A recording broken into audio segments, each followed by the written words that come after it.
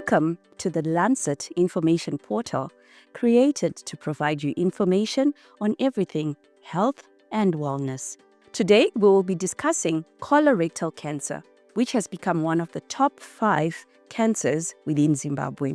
And with me today is Professor Rudo Makunike-Mutasa. Welcome, Professor. Thank you. I'm Rudo, and I'm a Makunike daughter and a Mutasa wife, so I have a double-barreled name. I'm a medical doctor specialized in pathology, subspecialized in histopathology, which is tissue pathology. I consult as a histopathologist for Lancet Laboratories, and I'm also a professor of pathology, histopathology unit at the University of Zimbabwe, Faculty of Medicine and Health Sciences. I sit on several cancer-related boards, but primarily I am the chairperson of the Zimbabwe National Cancer Registry Advisory Committee. The Zimbabwe National Cancer Registry is the official portal for issuing official statistics of all cancers in Zimbabwe. Thank you very much, Professor Mutasa. With me as well today is Dr. Leo Katsidzira. Doctor, welcome. And please, can you give us an insight into who you are and your work within this field? Thank you very much, Kuzai. My name is Leo Katsidzira. I'm a specialist physician and a gastroenterologist. I am quite interesting that you called me to do something on colon cancer, because I did my PhD on the epidemiology of colorectal cancer in Zimbabwe, and have published fairly extensively on the field in Zimbabwe. I am in private practice, but like Prof. Rudo Mutasa, who incidentally mentored me somewhere along the way, I am in the Department of Medicine at the University of Zimbabwe, Faculty of Medicine and Health Sciences. And I am fairly engaged in the GI cancer fields. Unlike Prof. Mutasa, I end up being restricted to the GI tract because of my specialty. Thank you very much, Dr. Katsidzira. Starting with you, Professor Mutasa. We recently have noticed raised awareness on the issue of colorectal cancer starting from around March from organizations such as Lancet and many other medical-related institutions. Can you tell us why this is so and the importance of discussing this subject of colorectal cancer? Thank you. Yes, indeed, many medical institutions, many healthcare organizations have come on board with raising awareness for colorectal cancer, because the statistics show, and the Zimbabwean statistics specifically, that colorectal cancer is on the increase. 20 years ago, we hardly heard of colorectal cancer in the black population, indigenous population, but that has all changed. And it is one of the cancers that you can detect early, and so is a low-hanging fruit for people who are trying to reduce the burden of cancer worldwide. So I think the month of March was the colorectal cancer month, and many organizations, including Lancet, including the university, Zimbabwe Cancer Association, were on board to bring awareness to reduce the morbidity and the mortality of colorectal cancer.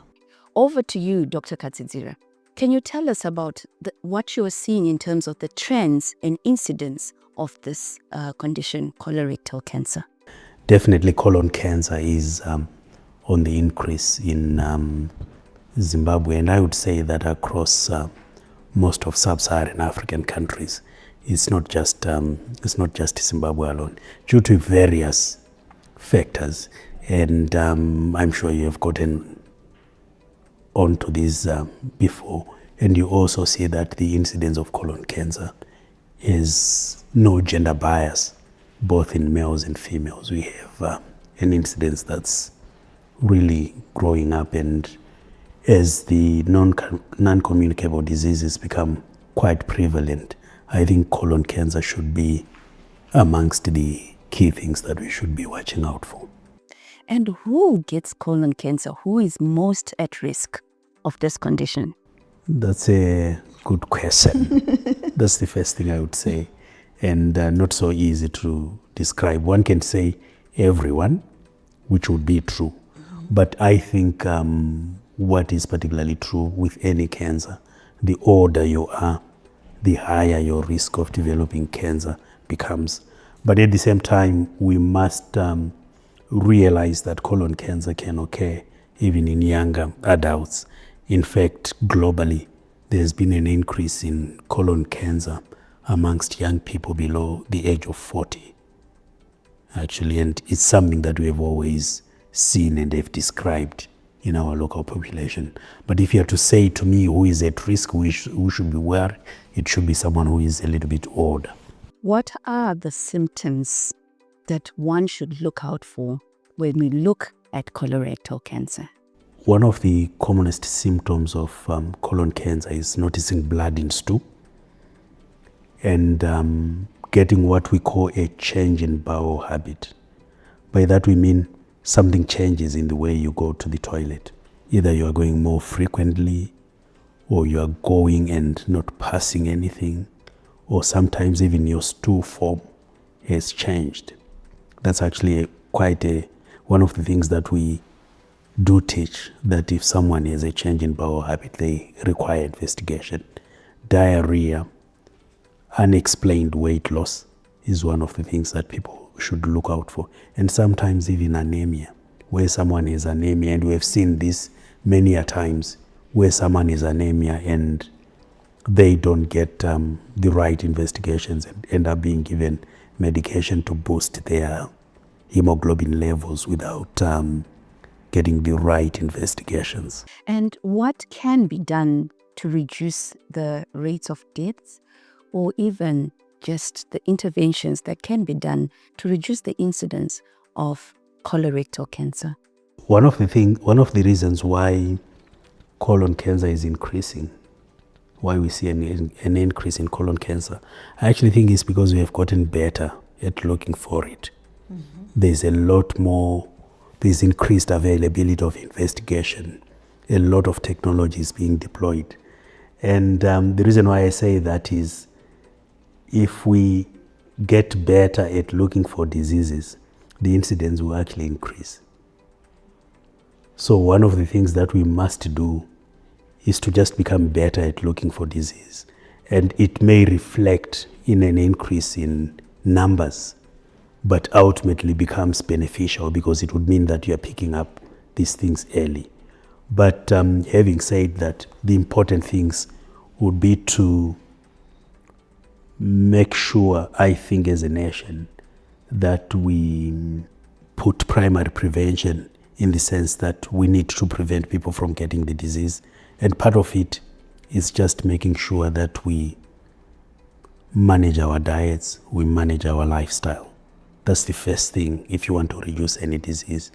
Then the next step would be to say we need to diagnose people early. So early diagnosis means screening on the one hand, which is screening in people who are healthy. On the other hand, it means that people with symptoms should seek attention early. And when they seek attention, they should also be investigated timeously. Because someone can go to a facility early enough, but may take months to get the right investigation. So I think that's also quite an important thing for people to do. There are certain colorectal cancers that are lifestyle related. So the diet that you eat primarily. So if you have that type, if you were going to get that type of cancer, you could prevent it by having the correct lifestyle, having a high fiber diet, low in protein and low in fats. But we now know that a lot of colorectal cancers are not lifestyle related, but they're in fact genetic. And so you cannot prevent those ones, but you can pick them up early. You can look for your risk of getting those cancers by looking at your DNA profile. Because we now understand that the genetic pathway, there are two pathways, genetic pathways, major pathways, to getting colorectal cancer. And a test has been developed, like the Colorectal, that picks up the methylation of DNA in your genes. So you're not preventing the cancer as such, but you are picking it up early. And Dr. Katzira explained that early detection of a cancer is what will save lives. And I like the way that he explained that we shouldn't just be alarmed by the numbers. The numbers may be high because they're doing a fantastic job of picking up the cancers. We should be alarmed at the mortality rate, the numbers of people dying. And the numbers of people dying will go down the earlier you pick up the cancers. Can you tell us the role of other organizations and players in ensuring that this message is amplified, as we have seen with other cancers such as breast cancer? I think the cancer message has no copyright. We are all part of a team. The healthcare professionals are doing their bit, but the organizations like Cancer Association, NGOs that are set up to work with cancer, many oncologists are doing things in their own spheres, in their personal capacities. So together, we should get together and learn the correct messaging.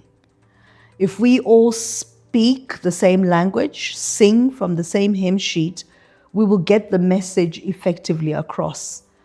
The danger when there are many players is when people don't have the correct narrative. The people get confused. They're hearing this from that place and hearing that. So we need to continuously come together when there's new information. We need always to follow the science and allow the scientists to lead us in correctly packaging the messages. So they have wide networks. We've spoken about the fact that colorectal cancer can be genetic. By being genetic, it means it will run in families because families have the same genes.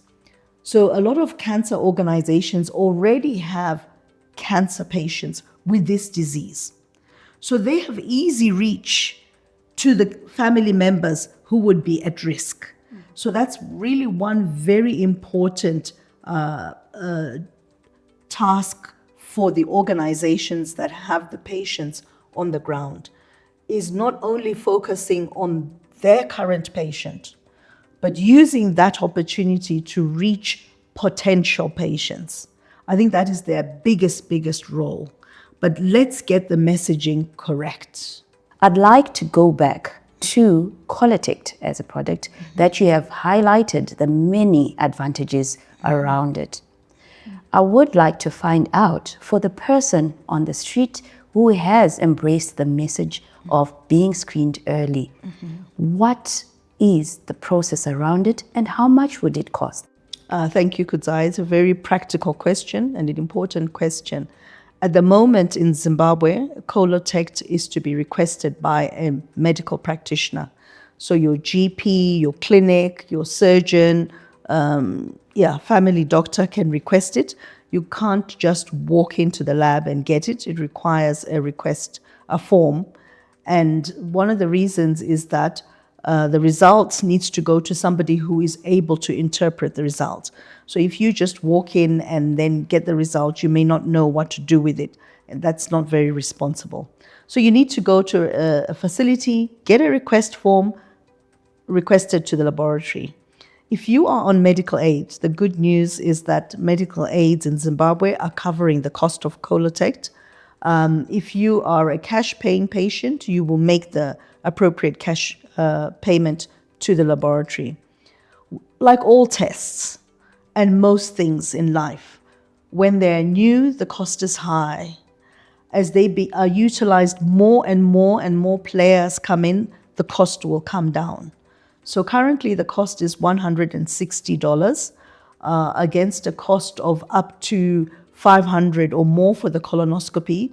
So already a very big reduction. $160 may seem like a lot of money, but if it is the amount of money that may save your life, it's actually nothing at all. So it's $160 if you're a cash-paying patient. You will then come, make the payment or fill in the medical aid form to the lab and receive a pack that has the container in which you will pass the stool together with other bits that the lab will use when you bring it back. So you will take the pack home, and at your next session of passing stool, doesn't have to be scheduled, just your normal time to empty your bowels. If you normally do that in the morning, you collect a bit of stool. If you do that at the end of the day, whenever it is, at your convenience, you will collect a small amount of stool, very small amount, and put it into the Colorectal pack and return it to the laboratory. The laboratory will then send it off for analysis, and currently the turnaround time is 7 to 10 days because we batch them. But if more people, as more people come on board and more tests are requested, that turnaround time will eventually come down. But currently it's about a week to 10 days. So you go home, carry on your normal business, and then wait for the results. The lab will send you a message on your WhatsApp to let you know that your result is ready for collection, and you'll come and collect the result. Or if you have requested that the result goes directly to your doctor, that message will come from your doctor who has requested it. And then you'll go in and have the results read out to you and interpreted. It's as simple as that. My last words are that cancer is no longer a death sentence. We can fight it. Early detection of cancer saves life. So we need to look for the cancer, hunt for the cancer before the cancer comes hunting for you. Thank you.